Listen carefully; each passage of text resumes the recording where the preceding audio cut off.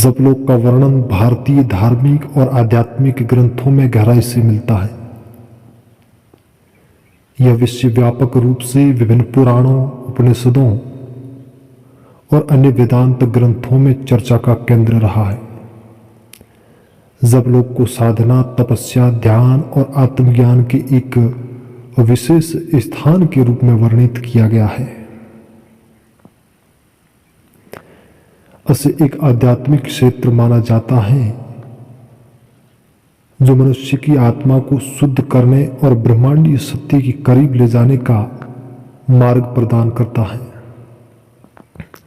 जप शब्द संस्कृत के जप धातु से निकला है, जिसका अर्थ होता है दोहराना या पवित्र मंत्रों का उच्चारण करना। जपलोक वह आध्यात्मिक स्थान है जहां व्यक्ति अपने जीवन के सांसारिक मोह माया से परे जाकर आत्मा और परमात्मा का मिलन कर सकता है। भारतीय ग्रंथों के अनुसार जपलोक एक ऐसी अवस्था है जो व्यक्ति के आध्यात्मिक साधना के परिणाम स्वरूप प्राप्त होती है।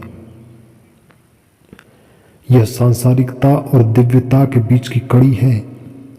इसे देवताओं और ऋषियों की तपस्या और साधना का स्थान भी कहा गया है।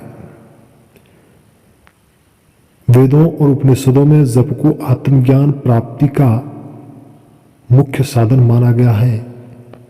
यजुर्वेद और अथर्ववेद में जप को मानसिक शांति, आत्मबल और ईश्वर के प्रति समर्पण का प्रमुख माध्यम बताया गया है।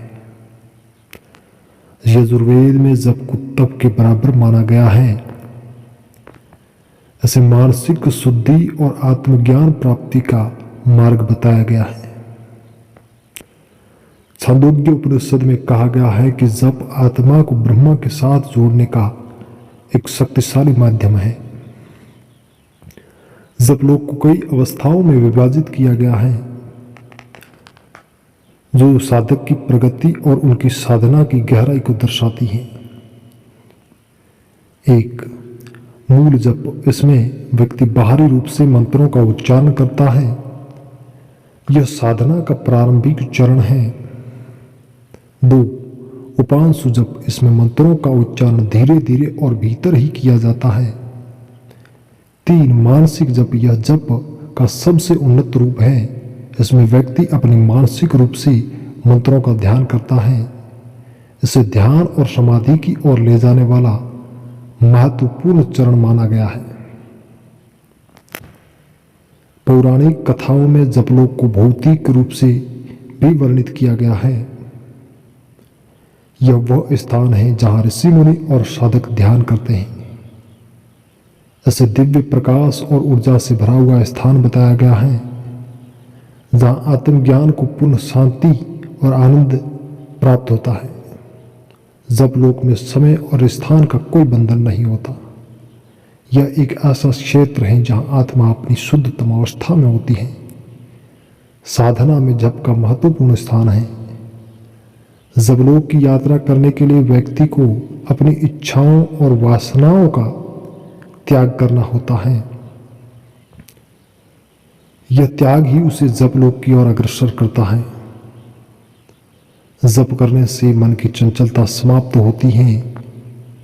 जपलोक ध्यान समाधि की गहराई को बढ़ाता है। जपलोक में पहुंचकर साधक ईश्वर का साक्षात्कार कर सकता है। पुराणों में जपलोक से संबंधित कई कथाएं हैं। इन कथाओं में ऋषियों और देवताओं द्वारा जपलोक की यात्रा और वहां की अनुभूतियों का वर्णन किया गया है। नारद मुनि को जपलोक के माध्यम से नारायण का साक्षात्कार हुआ। वाल्मीकि ने जप के माध्यम से अपनी आत्मा को शुद्ध किया और रामायण की रचना की। आधुनिक संदर्भ में जपलोक, आधुनिक युग में जपलोक को एक मानसिक अवस्था के रूप में भी देखा जाता है। ध्यान और योग के माध्यम से व्यक्ति इस अवस्था को प्राप्त कर सकता है जबलोक केवल एक भौतिक स्थान नहीं बल्कि एक आध्यात्मिक अवस्था है। यह आत्मा और परमात्मा के मिलन का प्रतीक है। इसकी प्राप्ति के लिए निरंतर साधना, ध्यान और ईश्वर के प्रति समर्पण आवश्यक है। जबलोक का महत्व केवल धार्मिक ही नहीं बल्कि मनोवैज्ञानिक और सामाजिक दृष्टिकोण से भी अत्यधिक है। यह आत्मा की उन्नति और मानवता की शांति का मार्ग है। परम शांति।